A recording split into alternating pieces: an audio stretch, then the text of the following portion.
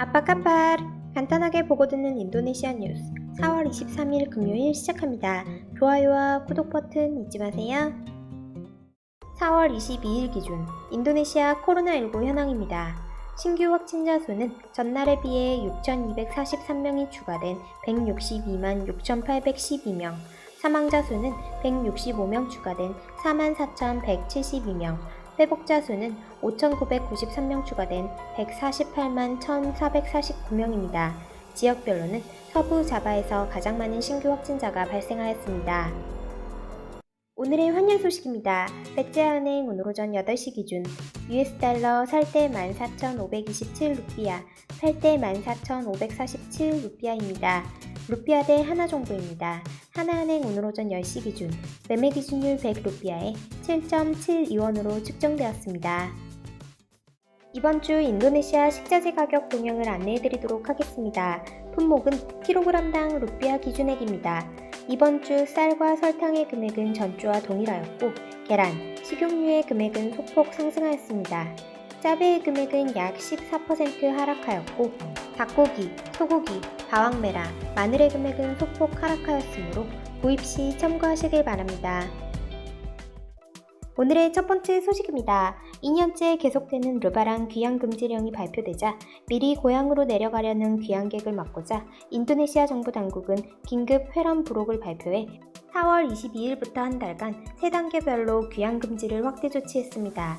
코로나19 대응 태스크포스 본부는 2021년 르바랑 기간인 5월 6일부터 17일까지 귀향 금지 조치의 단계별 새로운 규정을 발표했습니다.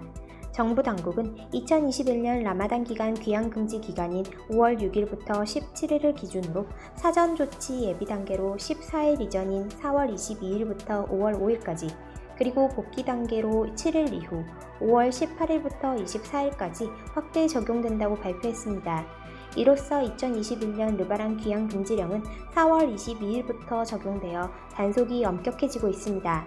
확대 적용 기간 국내 여행자는 코로나19 결과 검사지 제출 기준이 강화됐습니다. 확대 적용 기간 모든 여행자는 24시간 전에 PCR 또는 항원 검사지를 제시해야 합니다. 각 항구나 터미널에서 출발 직전 게노스 테스트를 하는 옵션도 있습니다. 한편 자가용으로 도시 밖을 여행하는 사람도 출발 24시간 전에 PCR 또는 항원 검사를 받는 것이 좋습니다. 이는 이동지역 단속반이 이동 차량을 무작위로 검사하고 있기 때문입니다. 한편 정부는 2021년 5월 6일부터 17일까지 귀향금지 규정에서 도시 간, 지역 간, 국가 간 육상, 철도, 해상 및 항공 운송수단을 이용하는 귀향교통을 일시적으로 금지했습니다. 수도권 경찰국은 자포대따백 31개 출구를 차단한다고 지난 17일 밝혔습니다. 수도권에서 지방으로 내려가는 국도와 지방도를 차단해 귀향을 원천 봉쇄하겠다는 전략입니다. 코로나19 대책본부 정부 대변인 위꾸 박사는 귀향 금지 정책 예외 조항을 설명했습니다. 이에 정부 당국은 8개 밀집 지역 내 개인 차량과 기차 운행은 가능하다라고도 발표했습니다. 귀향이 허용된 사람들의 여러 가지 예외 조건이 있습니다. 물류 유통 서비스 및 업무 공식 출장, 병가나 장례 방문, 최대 동반자 1에서 2인이 포함된 임산부 차량과 같은 긴급한 요구사항을 제외하고는 기관장의 허가를 받아야 됩니다. 코로나19 대책본부는 비공식 부문의 근무나 긴급히 필요한 사람은 거주지 증명서에 통반단위 행정자치장 통행허가서, 수랏 이진 클루아르 마수, 코로나19 음성 결과서를 받아야 합니다. 여행 허가증은 개인에게 1회만 발급하며 17세 이상은 의무적이라고 강조했습니다. 다음 소식입니다. 코로나19 대응팀 태스크포스 본부는 코로나 바이러스의 돌연변이가 거의 인도네시아 전역으로 퍼졌다고 밝혔습니다. 코로나 바이러스의 새로운 변종은 서부 자바, 자카르타, 동부 자바에서 주로 발견됐습니다. 코로나19 대응 태스크포스 대변인 위꾸 박사는 현재 변종 바이러스는 인도네시아 모든 주에서 발견되며 인구 밀도가 높은 대도시, 즉 서부 자바와 자카르타 및 동부 자바 지역에서 주로 발생되고 있다라고 말했습니다.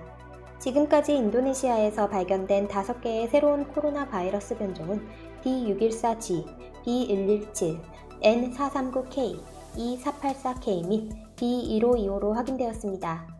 인도네시아에서 가장 많이 발생된 코로나 변종은 B614G 유형으로 819건이 발생하였습니다. 이에 위쿠 대변인은 인도네시아 감염을 막을 수 없는 새로운 코로나 변종은 치명적인 잠재력을 갖고 있다. 이는 코로나의 새로운 변종 물결이 여러 국가에서 급증하고 있기 때문이다라면서 정부가 외국인과 인도네시아 국민의 인도네시아 입국을 강화했다. 이는 새로운 변종을 포함한 코로나19 감염 사례가 인도네시아에 급증할 것으로 예상되기 때문이다라고 말했습니다. 이에 보건당국은 입국자에 대한 5일간 의무 격리와 PCR 검사를 의무화했다면서 제외 인도네시아 국민들이 라마단 기간에 인도네시아로 오는 것을 자제해달라 현명하게 행동해 줄 것으로 기대된다라고도 밝혔습니다. 다음 소식입니다. 53명을 태우고 연락이 두절된 지 48시간이 넘게 지난 인도네시아 해군 잠수함 난갈라함을 찾는데 전 세계 여러 나라가 도움의 손길을 내밀고 있습니다.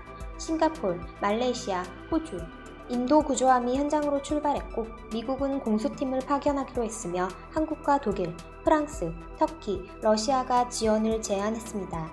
23일 인도네시아 해군과 현지 매체들에 따르면 독일산 재래식 1,400톤급 잠수함 난갈라함은 지난 21일 오전 3시 25분쯤 발리 북부 96km 해상에서 어뢰 훈련을 위해 잠수한 뒤 실종됐습니다. 탑승자는 49명의 승조원과 사령관 1명, 무기 관계자 3명이며 난갈라함은 해저 600에서 700m까지 가라앉은 것으로 추정된다라고 발표했습니다. 난갈라함은 잠수 중 침수가 발생하면서 전력이 끊기고 통제력을 잃어 심해로 가라앉았을 가능성이 큽니다. 인도네시아 해군 최고위 관계자는 기자회견에서 난갈라함의 전기가 끊긴 상태에서 산소 비축량은 72시간에 불과하기에 토요일 오전 3시가 구조 시한이라면서 수색 구조 작업에 최선을 다하겠다라고 밝혔습니다. 조코 위도도 대통령은 탑승자들의 무사 귀환을 기원하며 총력을 다하라고 지시했습니다. 하지만 난갈라함은 건조된 지 40년이나 지난 재래함이고 최대 자망 심도가 250m라서 600에서 700m까지 내려갔으면 선체가 이미 찌그러져 탑승자들의 생존 가능성이 희박하다라고 전문가들은 판단했습니다. 실종 추적 해역에는 대우조선해양과 인도네시아 국영 빼아렐 조선소가 공동 건조한 잠수함, 알루고로함 등 잠수함 2척과 군함 20여 척, 해저광산 탐지선, 헬리콥터 등을 포함해 수백 명의 인력이 투입돼 수색 작업을 이어가고 있습니다. 싱가포르의 잠수함 지원 구조선은 24일, 말레이시아의 잠수함 구조함은 26일 도착할 예정입니다. 인도 해군도 전날 잠수함 지원 구조선을 발리 해역으로 출항시켰고 호주는 군함 2척을 보냈습니다. 미국 국방부는 난갈라함의 실종이 안타깝다. 탑승자, 가족들에게 마음을 보낸다며 공수팀을 파견한다고 밝혔습니다. 한국 국방부도 인도네시아군의 구조 지원 의사를 전달하고 답을 기다리고 있습니다. 인도네시아 정부가 요청하면 잠수함 등의 구조함인 통영함과 기뢰 탐지 제거가 가능한 소해함 등이 동원될 것으로 보입니다. 다만 현장에 도착하려면 거리상 10여일이 소요됩니다. 주 인도네시아 한국대사관의 정연수 국방무관은 프라보어 수비안토 국방장관이 한국에 사의를 표했다. 인도네시아 국방부가 한국이 어떤 장비를 지원할 수 있는지 문의하는 등 적극적으로 검토하는 분위기라고 전했습니다. 이 밖에 독일, 프랑스, 터키, 러시아가 인도네시아에 지원을 제안했습니다. 난갈라함이 해저 600에서 700m 이상 심해에 가라앉았다면 선래에 비춰 위치를 찾아내는 데는 훨씬 많은 시간이 걸릴 수 있습니다. 사고 해역 주변은 곳에 따라 수심이 1,500m가 넘는 곳도 있습니다. 한편 난갈라함 실종사고가 발생하자 인도네시아군 수뇌부는 국방장비 현대화 카드를 꺼내들었습니다. 프라보 수비안토 국방부 장관은 우리는 국방장비에 더 많이 투자해야 한다. 보강 문제가 시급하다며 6해 공군 모두 현대화를 하고자 한다라고 기자들에게 말했습니다. 인도네시아는 1만 7천여 개 섬으로 이뤄진 국가지만 해군이 보유한 잠수함은 1980년에 건조된 독일산 짜크라와와 난갈라함, 대우조선해양이 건조한 1에서 3번함 등 5척에 불과합니다. 인도네시아는 2019년 3월 대우조선해양에 2차로 주문한 1,400톤급 잠수함 3척과 관련해 지금까지 계약금 납입 등 아무런 이행을 하지 않던 상황에서 난갈라함 실종사고가 발생했습니다.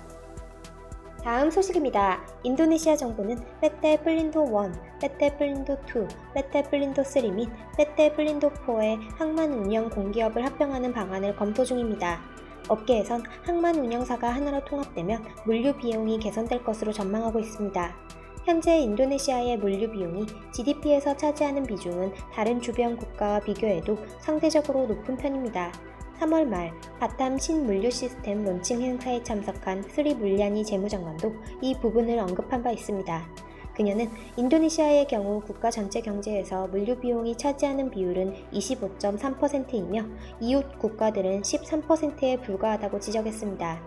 지난 20일 페테 플린도 원의 전략관리부문 사르미디 수석 부사장은 중소기업 수출 역량 강화 컨퍼런스를 통해 전국적인 물류체인 통합과 허브 앤 스포크 포트 개념을 적용하여 2024년까지 인도네시아는 물류 비용을 GDP의 20%까지 줄일 것이라고 설명했습니다.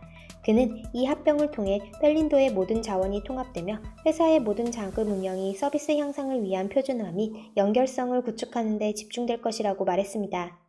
그는 이번 항만 운영사 합병을 통해 인도네시아가 하나의 허브 항구를 갖게 되어 물류 비용이 경쟁력을 갖추기를 희망한다라고도 말했습니다. 펠린도2의 아르야 아디구나 부회장은 이번 합병은 인도네시아를 세계 해양 산업의 주축으로 만들고자 하는 조코이 대통령의 비전을 실현하기 위한 노력이라고 덧붙였습니다. 이어 물류 비용 절감은 기업들이 환영할 소식이다. 뿐만 아니라 정부의 지원도 늘어날 것이라고 설명했습니다. 4월 23일 인도네시아 소식 여기서 마치겠습니다. 유익한 정보 되셨으면 좋아요와 구독 버튼 부탁드립니다. 드리마 카시.